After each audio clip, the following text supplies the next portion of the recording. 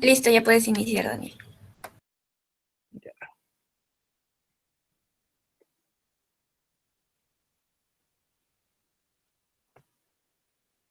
Mm,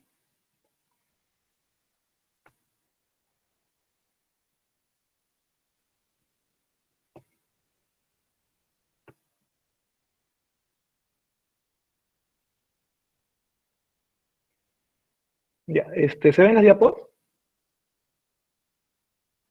¿A ti no se ven las diapos? Sí, sí se puede ver. Ya, ya, perfecto. Se ven en pantalla completa, ¿cierto? Sí, Daniel. Ah, ya, ya. Chicos, buenas tardes. Antes que nada, agradecerles la invitación. Ha sido un gusto poder realizar estas diapositivas y esta pequeña ponencia para ustedes. Como saben, soy universitario al igual que ustedes, bueno, al igual que todos nosotros. Entonces, esto más que una forma de explicación va a ser una especie de conversatorio, ¿no? Que al final podamos hacernos las preguntas y salirnos de dudas y este tema. Eh, para empezar, la exposición hoy día, el enfoque era muy práctico. Era cuestión de solamente leer el estatuto universitario, la ley universitaria, y simple. Creo que no había mucha ciencia en esto.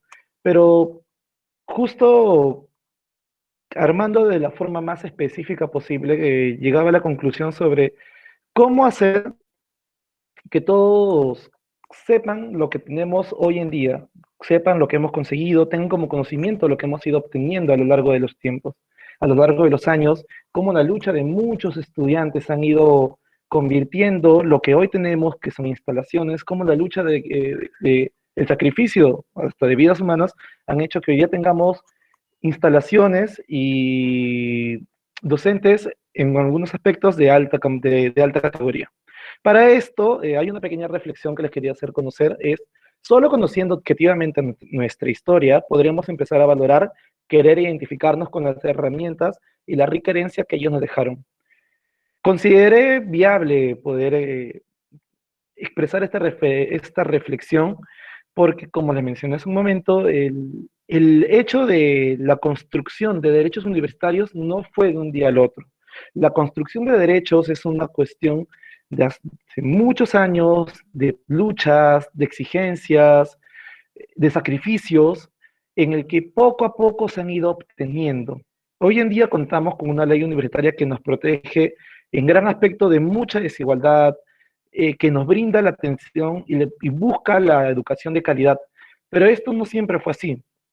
Para esto he traído dos diapositivas solamente de una breve historia del movimiento estudiantil en el Perú sobre cómo inicia la exigencia y cómo inicia la legislación o las leyes en beneficio de los alumnos. Ya. Para empezar en esto, vamos a basarnos en nuestra primera huelga estudiantil, porque como si fueron la construcción de derechos fue en base principalmente en luchas de los alumnos, que fueron huelgas. Entonces, la primera que hubo en el Perú nos vamos a remontar al año 1907, que fue el conflicto universitario de Arequipa, en la que se denominó como la primera huelga estudiantil. ¿Y qué es esto, no? Esto fue un pliego, un petitorio con manifiestos públicos, actos de apoyo y de repudio que alcanzaron conflictos sociales de raíz ideológica y de variada magnitud protagonizada por estudiantes de la Universidad de Arequipa.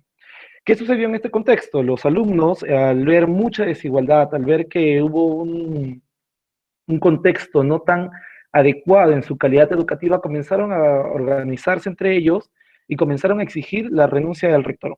Entonces, en este primer conflicto universitario, en el conflicto universitario de Arequipa, que fue la primera huelga estudiantil, todos los estudiantes de la Universidad San Agustín comenzaron a luchar y lograron su objetivo, que se prevaleciera por medio del rector, por medio de todas sus entidades, el beneficio al alumno, que se le reconocieran los primeros derechos, que fue a una educación de calidad, mediante manifiestos públicos.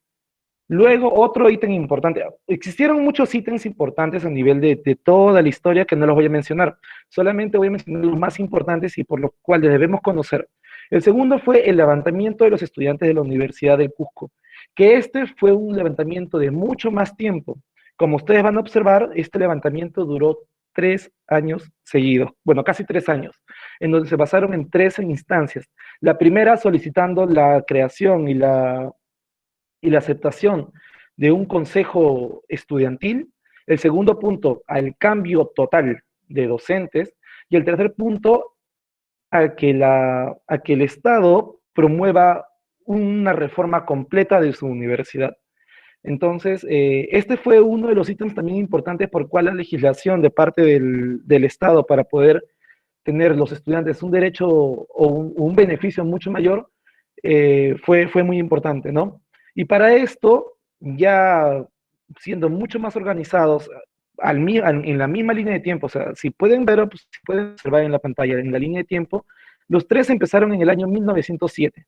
O sea, a nivel nacional existió la primera unión entre estudiantes exigiendo un cambio.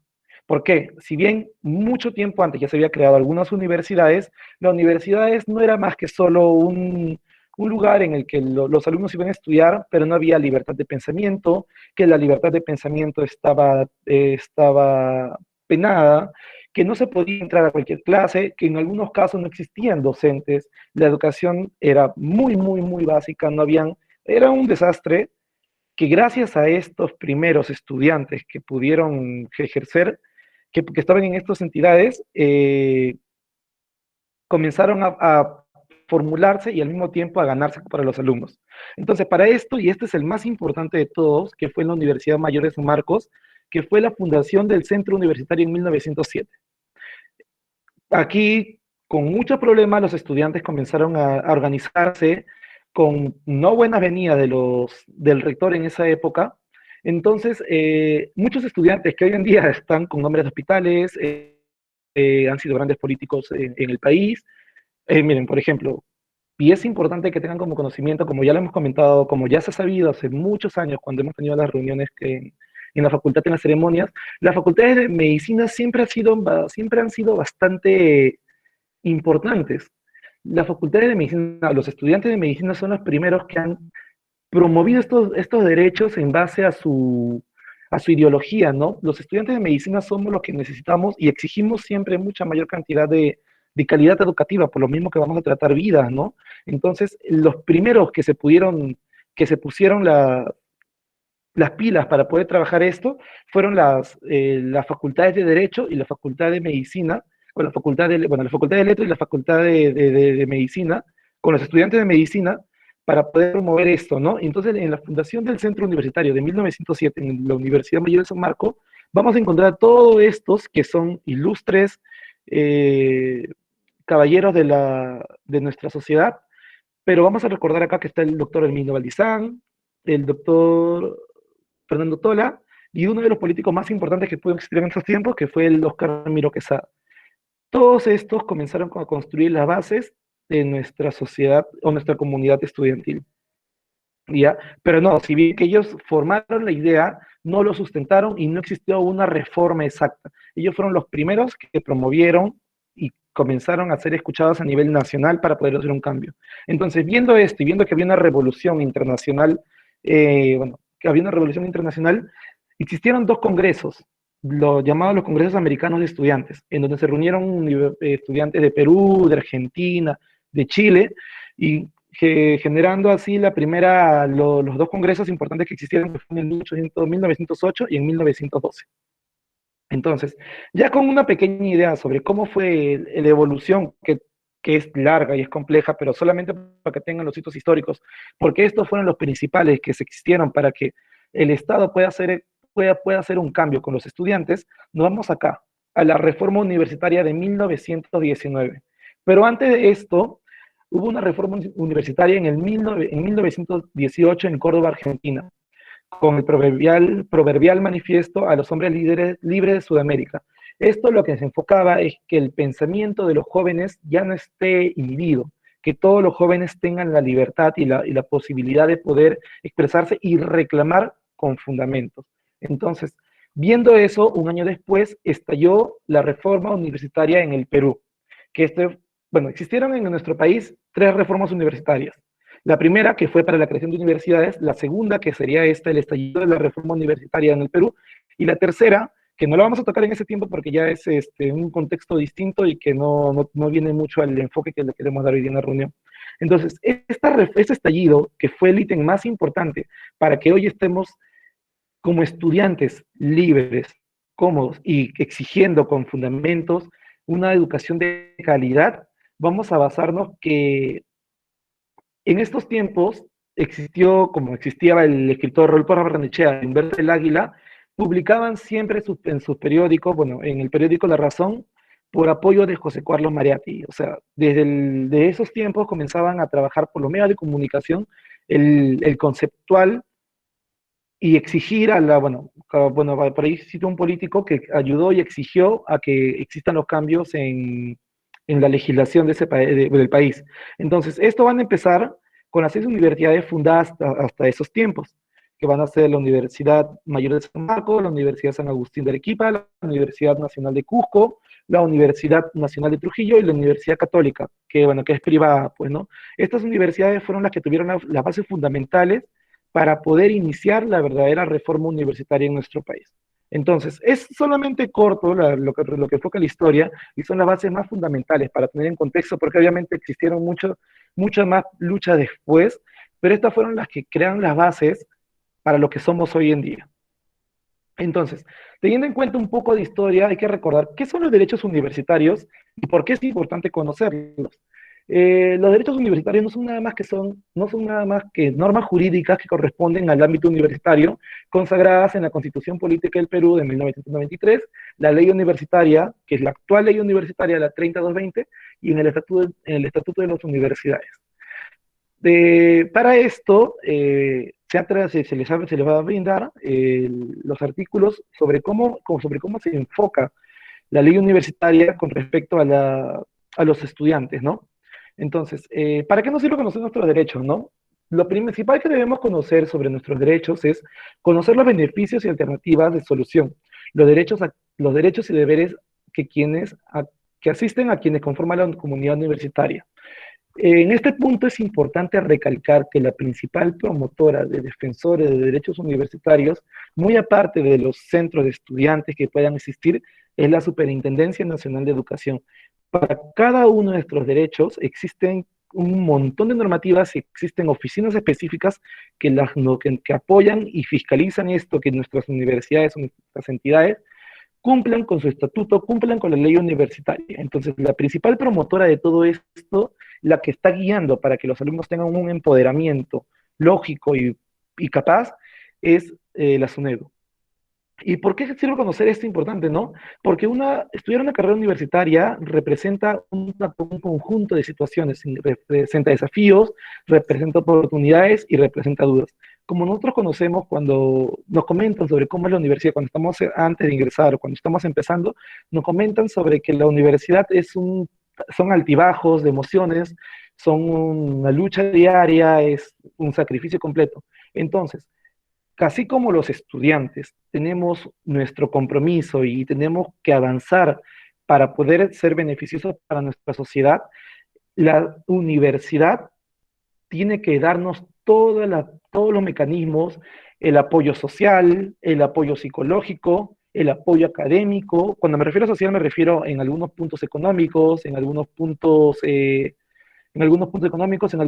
de comprensión al alumno, para que éste pueda desempeñar la carrera, porque el ser estudiante universitario no solamente ir a obtener un grado, es un cambio de pensamiento, es una maduración de actitudes y aptitudes y actitudes. Entonces, la universidad tiene que garantizarnos esto. Y para poder garantizarnos esto, hay un régimen de normas y reglas que tienen que cumplir esto, ¿no? Para que nosotros podamos tener todo el beneficio posible. Entonces, me pareció redundante establecer fundamentar el punto de la Constitución, porque la Constitución dice que menciona específicamente que nosotros tenemos el derecho a una educación de calidad. Pero ¿quién especifica mucho más claro esto? La ley universitaria, la nueva ley universitaria. Entonces, la ley universitaria en su artículo 100 va a definir los derechos de los estudiantes que en 11 ítems. en 12 ítems, 11, 12 ítems, 13 ítems específicamente, ¿ya? De los cuales los más importantes son los que pude subrayar en negrita, que va a ser el primero y el más importante, que es también importante y beneficioso que exista una entidad como SOCEMI que pueda promoverlos, es recibir una formación académica de calidad que les otorgue conocimientos generales para el desempeño profesional y herramientas de investigación. Vamos a tratar de comentar cada uno de los puntos que he subrayado para que puedan comprender al contexto actual en el que tenemos nosotros. Entonces, al referirse a una formación académica de calidad que le otorgue conocimientos generales para el desempeño profesional y herramientas de investigación, hacen referencia a que nosotros tengamos docentes de calidad, que nosotros tenemos el derecho a tener áreas de investigación, que nosotros tenemos derecho a tener laboratorios, pero laboratorios de alta calidad, no cualquier laboratorio. Nosotros tenemos derecho a que nuestra universidad nos brinde todos los mecanismos, y sea privada o sea pública, la universidad garantice que seamos profesionales de bien, o sea, profesionales completos. Entonces, en este punto de acá, y el que se está enfocando mucho más ahora en la actualidad, es que la universidad o la ley universitaria, como parte de nuestros derechos estudiantiles, hace que nosotros tengamos la protección a la investigación o promoción a la investigación, para definirlo mucho más claro. Lo que se enfoca hoy en día en la ley universitaria y lo que está basándose y está dándole bastante hincapié es que el alumno haga investigación y que la universidad le brinde los mecanismos para hacer investigación y el alumno exija como parte de su derecho fundamental el que esta universidad le brinde las herramientas de investigación. Porque calidad, existen los docentes, existen infraestructura, pero lamentablemente no existe mucha calidad de investigación. Entonces, la principal exigencia por parte de SUNEDU y la que nosotros como alumnos podemos exigir y podemos seguir haciendo que prevalezca, es la exigencia a la promoción y a que nos brinden herramientas de investigación. Segundo punto, en una universidad pública como la de nosotros, o también hay un punto más adelante sobre la universidad privada, la universidad pública tiene que hacer absolutamente todo gratuito, salvo algunos gastos que competen a algunos gastos administrativos básicos, pero principalmente todo tiene que ser gratuito. Entonces, ese concepto en el que antes existía, que nosotros los alumnos buscábamos el docente, bueno, en este tiempo ya no existe, pero antes existían esos conceptos, ¿no? En que el alumno buscaba el docente y por lo general los alumnos le buscaban para poder completar esa cátedra, el alumno tenía que pagarle al docente, ya no existe. Porque si existe algo así sería en contra de la ley y sería un delito. Entonces, el segundo punto es que la gratuidad, gratuidad de la universidad sea completa. Los alumnos no tenemos por qué gastar ningún sol para poder estar en la universidad o dentro de ella. El tercer punto, que no lo he subrayado, pero también es importantísimo, nosotros como estudiantes, como siempre se dice, el motivo de la universidad son los estudiantes. Pero, ¿cómo podemos ver tangiblemente? Nosotros podemos verlo tangiblemente participando en el proceso de evaluación de docentes del periodo académico con fines de permanencia, promoción o separación. Este es un punto que se ha estado trabajando y que estamos promoviendo en conceptos bien fundamentales y tratar de que se prevalezca bien hoy en día, porque se perdió ese concepto en el que los estudiantes eran los que tenían que hacer el gran cambio en la universidad. Y los estudiantes tienen que sí o sí hacer la evaluación al docente. La calidad educativa en nuestro país disminuyó en algunos sectores debido a que este ítem no lo hacían prevalecer.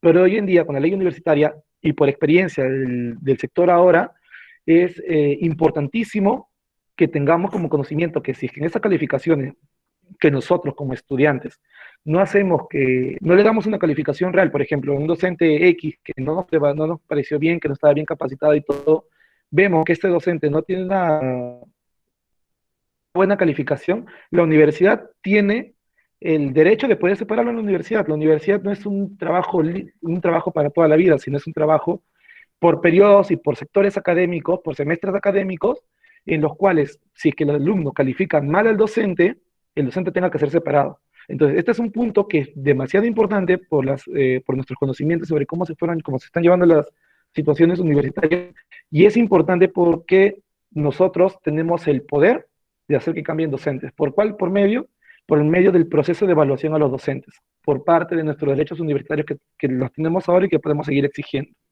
¿Ya?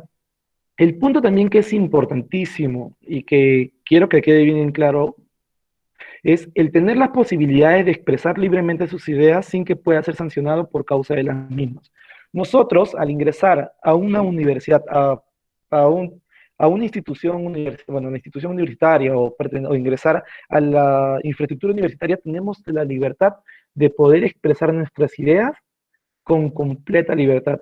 Nos avala la Constitución y nos avala estos conceptos de acá. Nosotros podemos, ante nuestros compañeros, expresar nuestras ideas sin ningún inconveniente. Podemos, y también quería dejar muy bien claro, podemos expresar nuestras ideas hacia nuestros docentes sobre cómo se está llevando el curso, sobre cómo podemos ver el curso, si es que vemos que es justo, que no es justo. Nosotros tenemos la libertad de poder expresar nuestras ideas con nuestros docentes sin el temor a ser sancionado. ¿Por qué? Porque la ley lo permite, siempre y cuando sea con el respeto y las formas necesarias. Pero, no es, pero la ley permite que nosotros podamos expresar cualquier idea libre en el precepto que nosotros con el concepto personal que tengamos, siempre y cuando se tenga la línea de respeto y no tenemos que tener temor a que un docente o algún alumno pueda tener represalias con este, porque no, esto sería sancionable y existen entidades que protegen esto, ¿ya? Segundo punto, bueno, el otro artículo más de la ley universitaria es el participar en el gobierno y fiscalización de la actividad universitaria. Acá es muy importante, pero este es un concepto mucho más de elecciones, ¿no? Parece que hay que saber siempre a quién escoger, pues, ¿no? Porque en este punto los alumnos tienen el derecho a fiscalizar a la actividad universitaria mediante los alumnos que ellos han escogido. Para esto, estos alumnos tienen el derecho a la participación electoral. ¿Ya? Otro punto más es el ejercer el derecho a la asociación para fin de vinculados con los de la universidad. Para ser práctico con esto hay que poner un ejemplo. SOCEMI es una asociación que promueve la investigación y ellos tienen que estar, bueno, si en su estatuto no se los permite, si no me equivoco, pero ellos tienen que estar avalados, ellos tienen todo el apoyo de la universidad, tienen el derecho a que la universidad les brinde instalaciones, tienen el derecho a que la universidad, si es que tiene el presupuesto, también les brinde el presupuesto, tienen derecho a que la universidad le dé todo lo que le compete, porque ellos son una asociación de estudiantes con la finalidad de ejercer un bien a la universidad.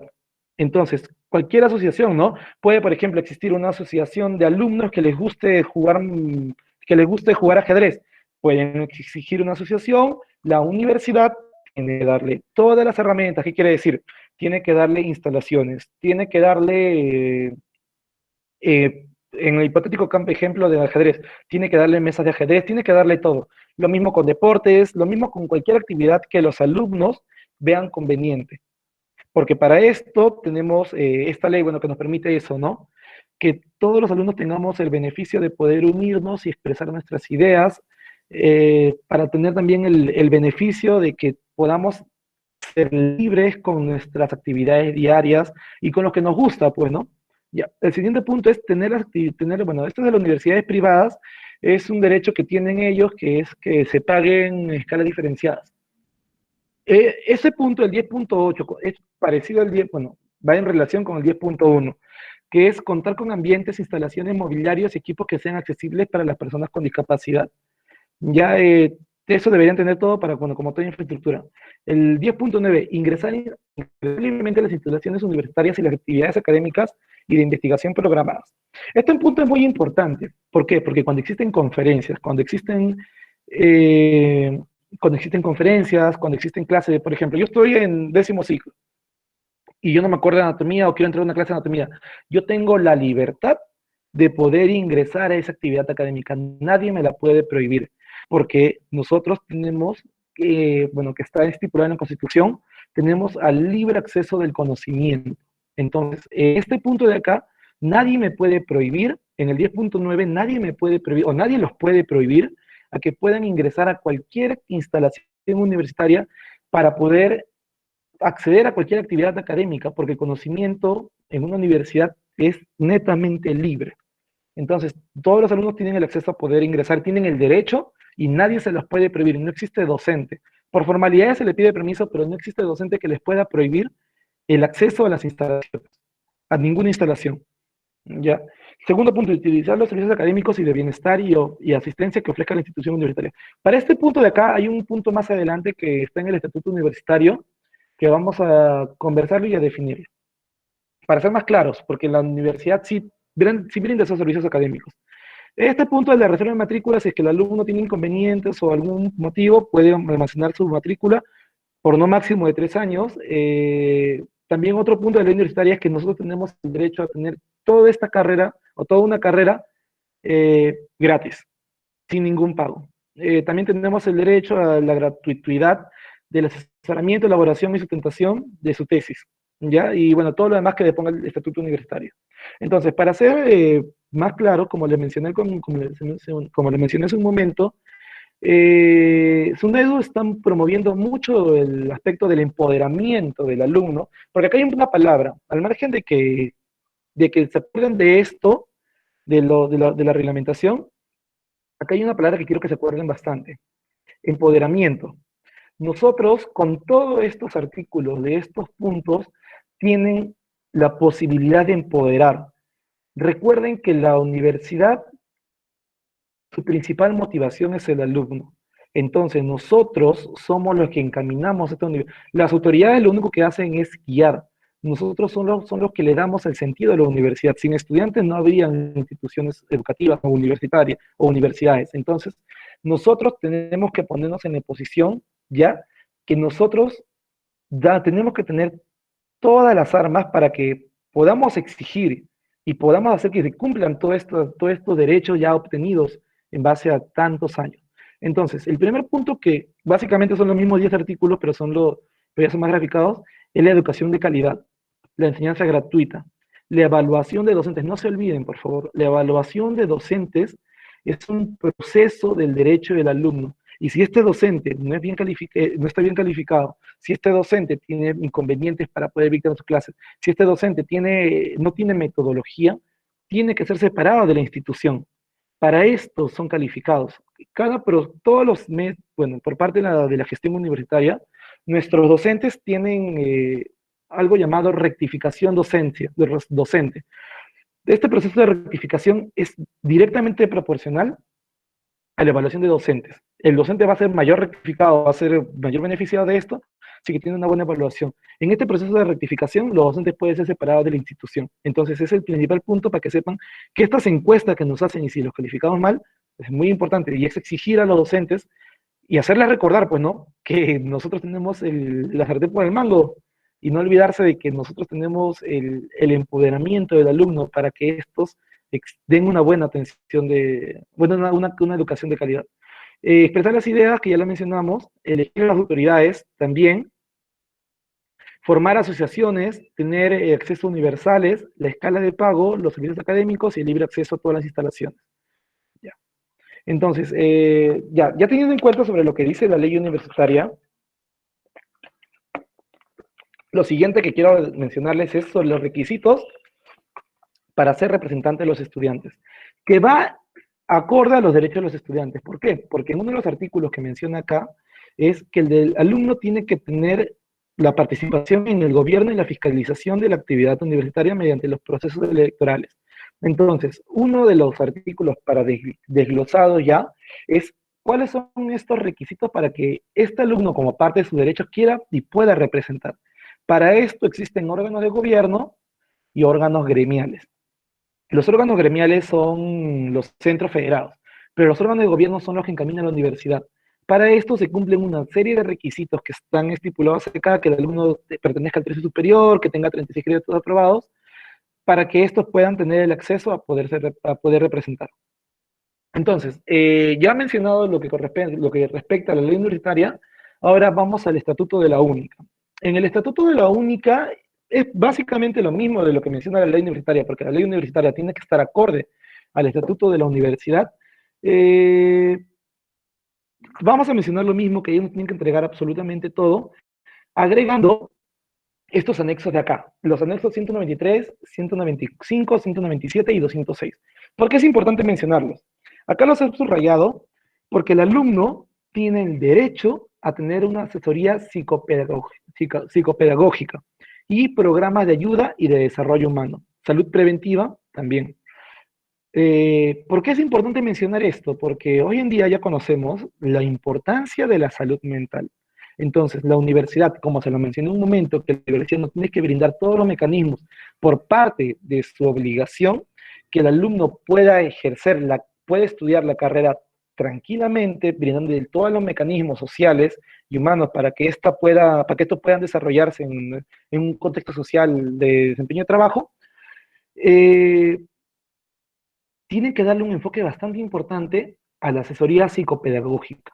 ¿Por qué? Porque hoy en día cada vez hay muchas más investigaciones, cada vez está mucho más probado que muchos de los estudiantes terminan dejando la carrera por el simple hecho de encontrarse estresados o por el simple hecho de encontrarse agobiados o cualquier contexto con la salud mental. Entonces, esto ha sido un punto que está enfocándose bastante en la actualidad porque dentro de nuestros derechos, la universidad ya ni siquiera es una cuestión de opcional de los alumnos, sino ellos tienen que hacer que los alumnos sí o sí tengan una asesoría psicopedagógica, en donde nosotros podamos eliminar el estrés, conllevar la ansiedad y también al mismo tiempo tengamos un apoyo real, no solamente con consejos, sino un apoyo real, pues no, si es que ven que los alumnos tienen problemas, por ejemplo, algún problema de psiquis, la universidad también le pueda brindar la conexión por parte de la salud preventiva o también en apoyo, por acá está más adelante, en apoyo de la salud, mecanismos para que estos alumnos no puedan mantenerse bien en su salud mental. Programas de ayuda y desarrollo humano, ya conocemos los programas sobre programas de bienestar y recreación, programas de actividades culturales, artísticas y deportivas, salud preventiva. También es importante mencionar que uno de los derechos universitarios importantes es tener una biblioteca de calidad. La biblioteca de calidad es una exigencia importantísima para el licenciamiento y para la actividad diaria. Entonces, la universidad, bueno, ya cuenta con con una biblioteca virtual bien completa, una biblioteca física también bien completa que no podemos utilizar el día de hoy, pero por el contexto de la pandemia, pero la universidad también tiene que garantizar, sí o sí, tener una biblioteca de calidad, con libros originales, con las últimas ediciones. O sea, si nuestra biblioteca tiene una edición, por ejemplo, un Harrison de la edición 13ª, ya salió la edición 14ª en español y ya está publicado, nosotros podemos ir por medio de un FUD a la oficina de bienestar estudiantil, exigir a que compren el nuevo libro y la universidad tiene que sí o sí a comprarlo porque está por parte de sus funciones, ¿no? Ellos tienen que darnos todo lo más actualizado para que el alumno pueda ejercer su educación con tranquilidad. Ya también, si en caso, por ejemplo, en un contexto, otro de las situaciones que también se pueden tener como conocimiento claros y prácticos es, si tenemos el curso de psiquiatría, no puede existir un docente que no sea psiquiatra. Y si la universidad no tiene un docente psiquiatra, no puede hacer que enseñe cualquier otro docente. Por parte de los derechos de los estudiantes está, y que bueno, si es que la universidad también hace eso, se va a un problema legal complejo, si la universidad tiene que garantizar a tener docentes de la especialidad competente que vayamos enseñando. Por ejemplo, en un ejemplo de ingeniería, en un caso de ingeniería, si van a llevar ingeniería de infraestructura, tienen que tener un ingeniero de infraestructura, ingeniería de puentes, y un ingeniero de puentes para esas clases. Lo mismo acá en medicina, o sea, depende de la rama que vayamos desenfocándonos, vamos a tener docentes que tengan que tener ese conocimiento sustentado no solamente como conocimiento, como conocimiento, sino también sustentado bajo documentación. Entonces, y si es que la universidad no tiene ese docente, tiene que contratar por obligación porque la necesidad se lo da. Y los alumnos tenemos, si es que no tenemos un docente con maestría o con especialidad en esa rama, podemos enviar un documento y exigir a que nos contraten ese docente. ¿Por qué? Porque la ley nos lo permite, porque el estatuto universitario de nuestra universidad no lo permite y nos lo da como derecho. Entonces son uno de los derechos estudiantiles que podemos tener y si en caso no se cumple se pueden exigir. Ya. Segundo punto, con respecto al centro médico universitario. Este es un aspecto que todavía no está tan, bueno, por experiencia, por el conocimiento que tengo, no está tan bien implementado en nuestra universidad porque uno de los aspectos fundamentales para que la ley se cumpla como derecho de los estudiantes es que la universidad garantice un seguro de salud para los estudiantes. Entonces, la universidad tiene que buscar todos los tipos de convenios con cualquier institución pública o privada para que, si en caso el alumno no califica en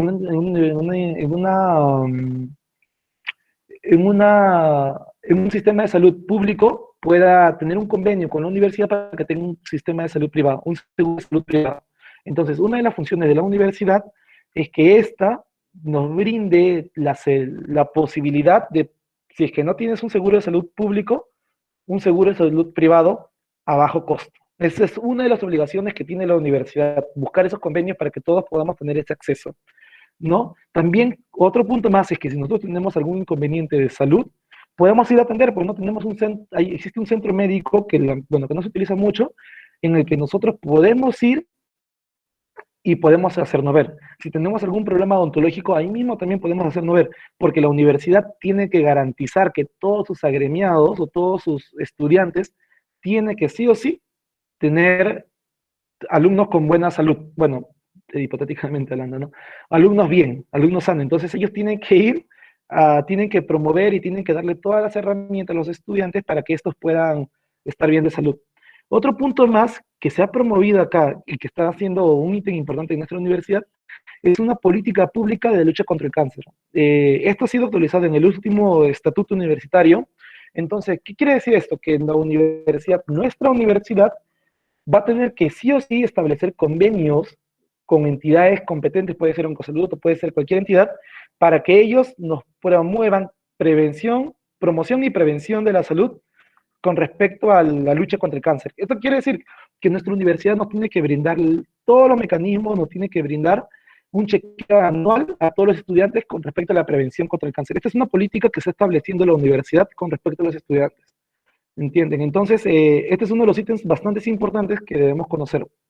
Y que si en caso no lo cumplen, podemos exigirlo, porque la universidad tiene que hacerlo. Si está en su estatuto y si está promovido y está aprobado, tienen que cumplirlo sí o sí. Tienen que cumplirlo sí o sí. Ya. Otro punto más que de repente no encajemos todos, pero sí es importante saberlo. Como existen en la universidad formas de ingreso por parte de alumnos de alta competencia, si es que dentro de nuestra universidad hay alumnos que representan a nuestra universidad por parte de deporte de alta competencia, que puede ser lanzamiento de bala, atletismo y lo que sea, la universidad tiene la obligación de, de dirigirle, no, proponerle, de brindarle capacitación, de brindarle nutrición, de brindarle asesoría psicopedagógica, de brindarle los servicios de salud para estos alumnos que son deportistas de alta competencia. Esto también se ha actualizado hace poco en el Estatuto Universitario. Y, y es importante porque si existen alumnos que antes se desempeñaron en deportes y se enfocaban bastante en el deporte, pueden seguir haciendo en la universidad y la universidad tiene que brindarle todas las herramientas, todas las formas posibles para que estos alumnos sigan ejerciendo y al mismo tiempo tengan muchas mayores posibilidades y sigan con su misma nutrición para poder ser deportistas de alto nivel y que la universidad siga cumpliendo con esa política, ¿no? Entonces, basándonos en estos anexos, es importante que conozcan, bueno, es importante que conozcan todo definitivamente, pero es importante que conozcan ustedes que no estamos solos, que esto no es un tema de que solamente podamos exigir, para eso existen entidades que si es que no cumplen, tienen que reclamar. Que ustedes ni siquiera tienen que enviar un documento, sino estas entidades tienen que cumplir y hacer que todos estos reglamentos se cumplan, ¿ya? Pero antes de pasar a estas entidades, vamos a pasarnos. Una pregunta en general que se me hizo hoy día, ¿existieron derechos universitarios en pandemia? Y para poder contestar esa pregunta nuevamente es regresarnos a nuestra documentación. Cuando a nuestros derechos universitarios que están establecidos en el estatuto y que están establecidos en la ley universitaria. Uno de los puntos dice, recibir una formación académica de calidad. Entonces, en el contexto de la pandemia, existe una educación de calidad. Para basarnos en esto, tenemos que tener en cuenta algo muy importante. Es, los docentes estuvieron completamente capacitados. Los docentes tuvieron la suficiente capacitación en el aula virtual o como estrategias metodológicas para que los alumnos puedan llegar, la universidad, miren, por acá está el punto. Bueno, encontrar con ambientes e instalaciones inmobiliarias que sean accesibles. La universidad permitió que todos los estudiantes tengan el acceso al aula virtual. La universidad contaba con un aula virtual competente. O sea, son todas esas dudas que obviamente, acá estamos para resolverlas, es sí, la universidad tenía que haber capacitó a los docentes, entonces uno de los principales derechos universitarios en pandemia se cumplió, que tener una educación de calidad, no, una educación seguida, porque la calidad vimos que la estrategia metodológica de muchos docentes no fue adecuada. Y que se está cambiando ahora porque este nuevo contexto de la segunda ola va a hacer que sigamos en clases virtuales. El segundo punto es, la universidad brindó los mecanismos suficientes a los estudiantes para que estos tengan un acceso al aula virtual.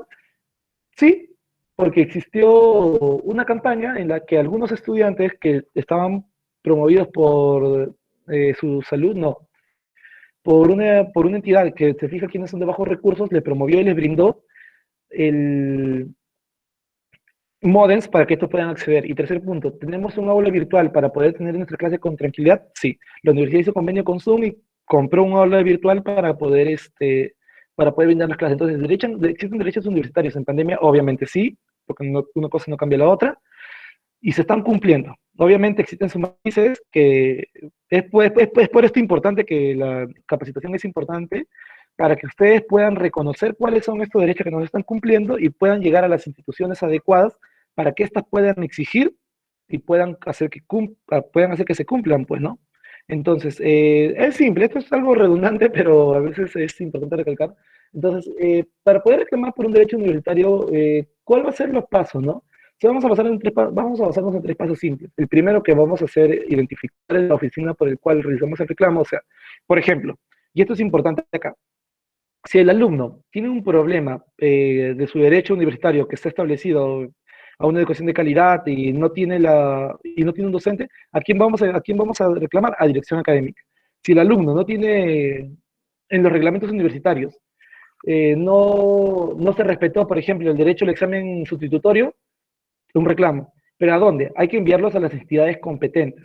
Por ejemplo, si es completamente académico, obviamente pasa a dirección académica. Si es completamente de dirección de matrículas, pasa a Secretaría Académica. Si es de deportes, tiene que pasar a Bienestar Estudiantil. Si es de biblioteca, pasa a Bienestar Estudiantil. Entonces, lo primero, y por el cual muchas veces no hay una respuesta eficaz o una respuesta clara, es porque no se identifica específicamente a quién debe ir enfocado el reclamo. Todo lo dirigen al decano, pero a veces no lo dirigen a la oficina competente y no se puede cumplir. Luego de identificar la oficina para realizar el reclamo, es redactar la solicitud, ¿no? Fundamentando específicamente cuál es tu reclamo o cuál es el derecho que quieres que se prevalezca.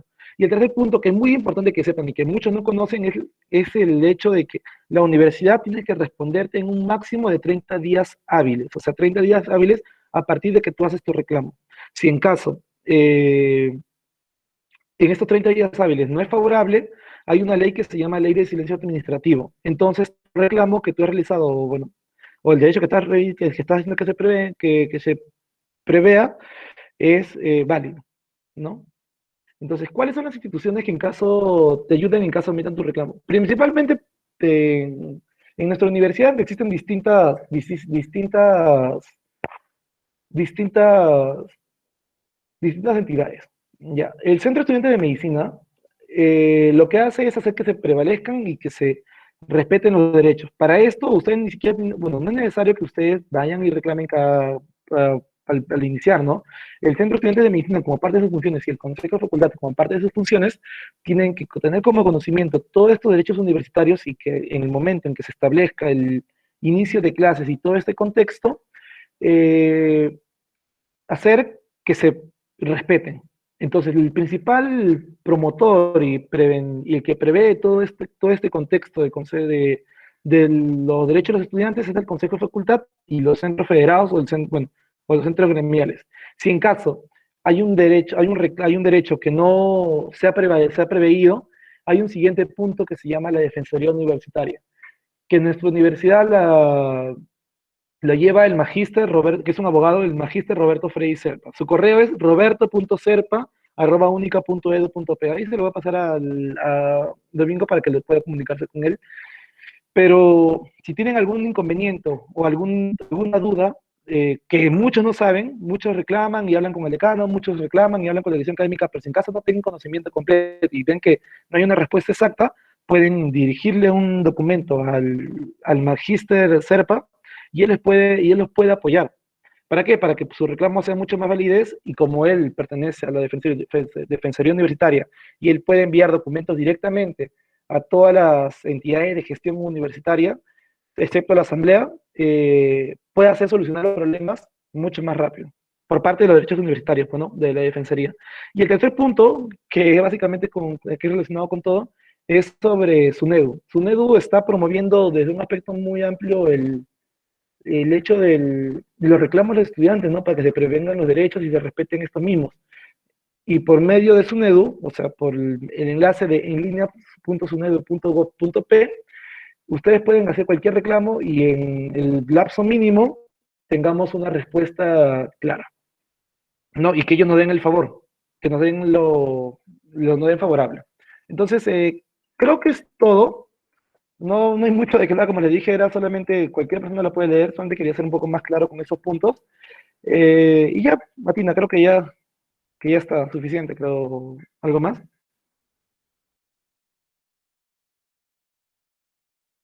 Pablo.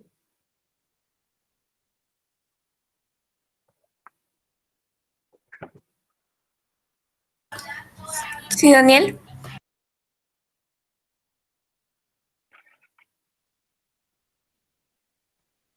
Ya está, Tina, ya esto es todo lo que tengo que manifestarles porque fueron bien... Es corto, la verdad, el tema es bien corto. Ahí está, Luz. Sí, justo decirle a los chicos que si alguno tiene alguna pregunta, vamos a esperar unos 3 minutos para que las hagan en el chat o si gustan prender su micrófono, también pueden hacerlas.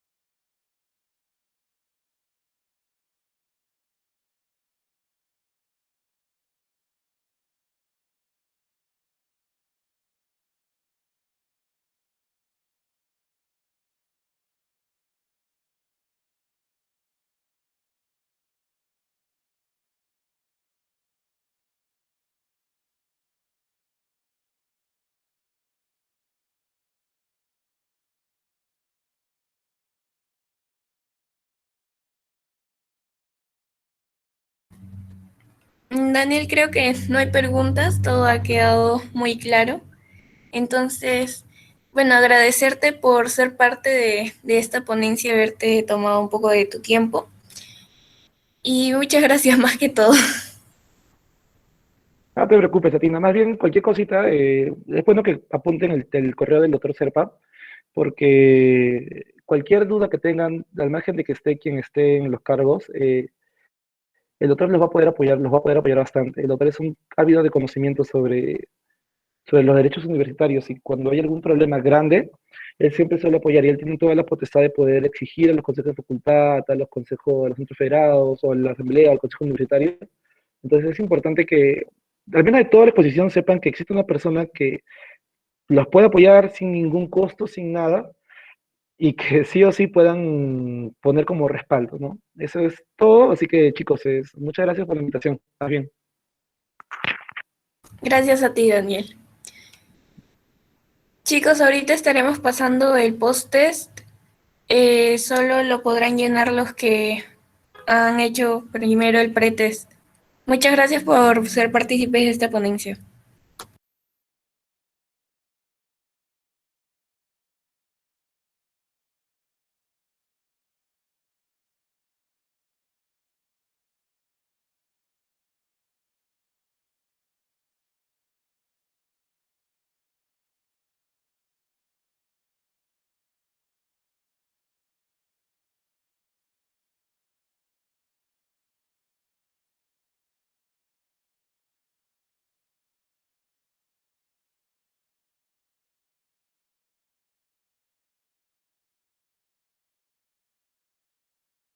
Chicos, también hacerles recordar que solo podrán recibir el certificado los que aprueben 3 preguntas de las 5 que se han hecho.